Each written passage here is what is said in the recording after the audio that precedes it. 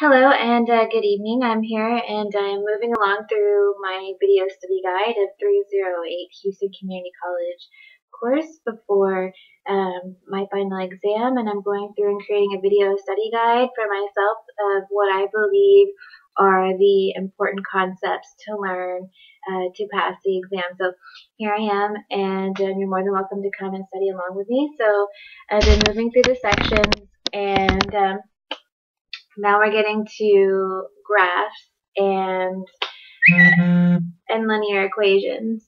So I'm going to go over some basic information that I believe is important to know before we even start looking at a graph, or what is also going to be known as a plane, and just some different things about before we start seeing linear equations. And linear equations, remember how we started learning about lines and things like that. So basically, now we're going to start taking these lines and putting them on a graph. And I'm going to teach you how to do that because there's some certain things that we're going to need to learn and components. So what we're going to start learning now is some of the vocabulary involved. An ordered pair.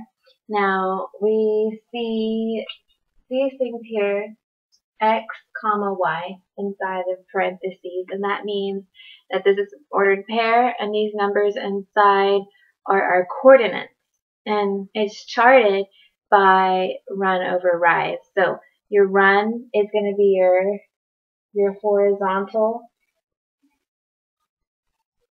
and your rise is going to be vertical. So it could be up or down, and this is going to be your run over your rise.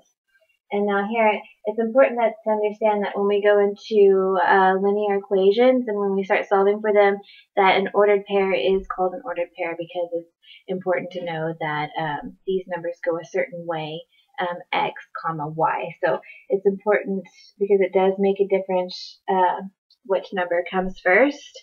So whenever you're plugging in x and y later on, or if they have another way of specifying instead of calling x or y, sometimes they may have it as another variable in the equation. You are going to put x and y into the equation, and these are also known as coordinates. And then once they're actually plotted on your graph, it's called a point from then on. And now I'm going to go ahead and move into creating a graph for you and explaining some different key aspects upon the graph.